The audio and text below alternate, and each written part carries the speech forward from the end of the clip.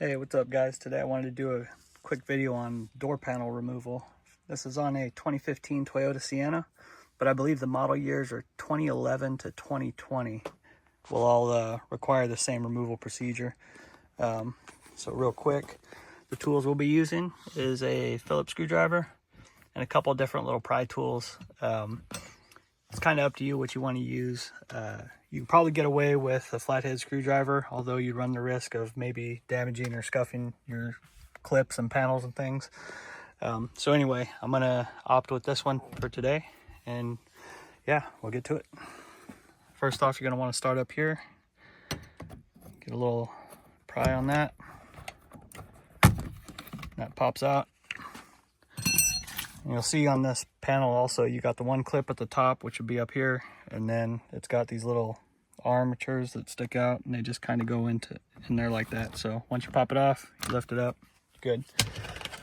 From there, you come down to your door handle, and inside there's a little plastic cover, and it's right about where the lock is at there. So you want to get just behind that, about there, and then you'll pry back on that a little bit, and that'll pop it loose. Open your handle, and you can remove that piece, get it out of the way. And then finally, you got your door switch assembly here. Put your pry tool under there. You kind of work your way up towards the top if you can, because this is where your first clip is at. Pop that up, you come down here, pop that up, and that's done. So this is what it looks like on the back side. See where you got your two clips at. You unplug there. So we'll unplug that real quick and come right back. Okay, now that we've got that assembly out of the way, you can see right here you've got a Phillips here. You've got a Phillips screw right down in there, and then you also have a Phillips screw right here. So we're gonna pull those off real quick, and then we'll pull the panel. Okay, so now that we have our screws taken out, see that those are removed. What we're gonna do is we're gonna feel around over here, and you'll feel there's a little lip on the edge of the panel there. You kind of give that a little bit of a pull, and then that'll free up the panel.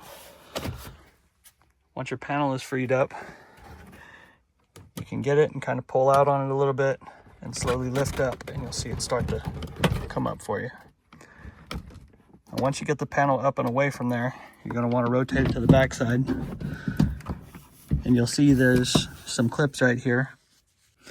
So you want to pop these out, pop those out of their little sockets there, which should, once you get a little bit of slack in them, should pop right out of there.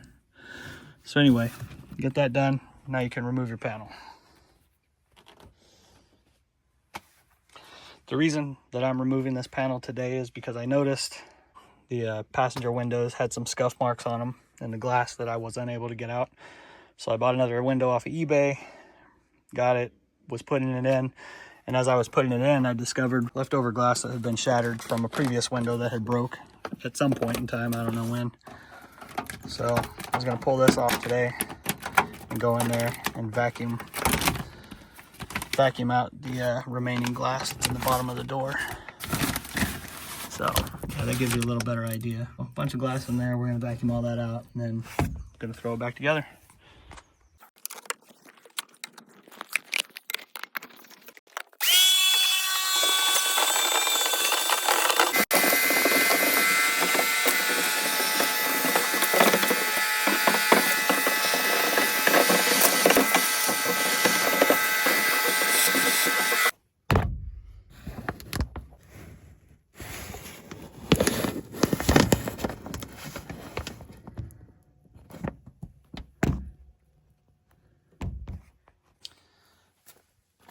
Okay, now that we got the door panel cleared of all the glass, we're going to go ahead and reinstall. As annoying as this plastic is, I think it serves both, well, obviously insulation, even though it's cheesy insulation, and sound deadener.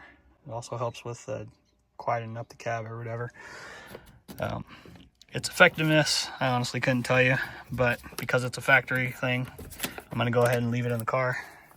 If you have to ever pull that off, don't forget to stick your wires back through the little pocket here that's already pre-cut for it. And yeah, now we'll go back to reinstalling the door panel.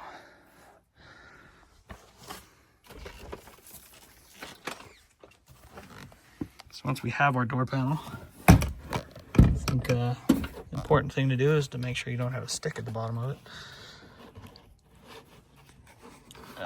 Aside from that, let's see, I'm going to reinstall our clips here.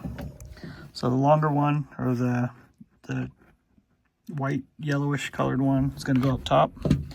So reinstall that into that little pocket there, or the socket. Come on, there it is. And that will swing back around and clip into your panel there, like so. And the locking mechanism also, drop that into the socket, and then bam. So that's that. When it comes to hanging the door panel on the sill here, you're going to want to kick the bottom of the panel outward a little bit, and then probably start up in the front and get that set. So you get that up against the window there, start to come down on it.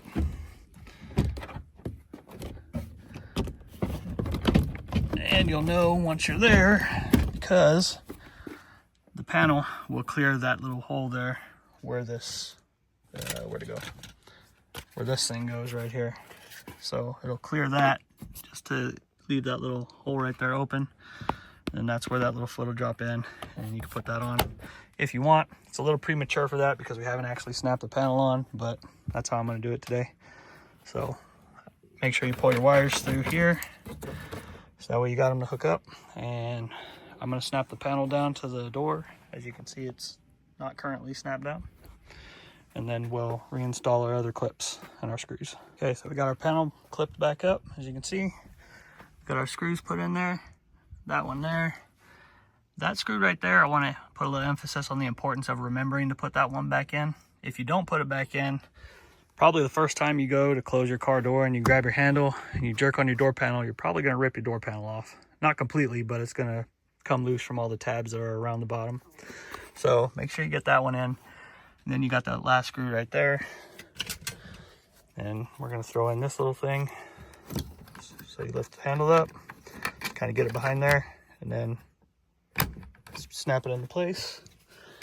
And then we're going to put on our window switches. Just flip it over, and that just kind of drops right down into place.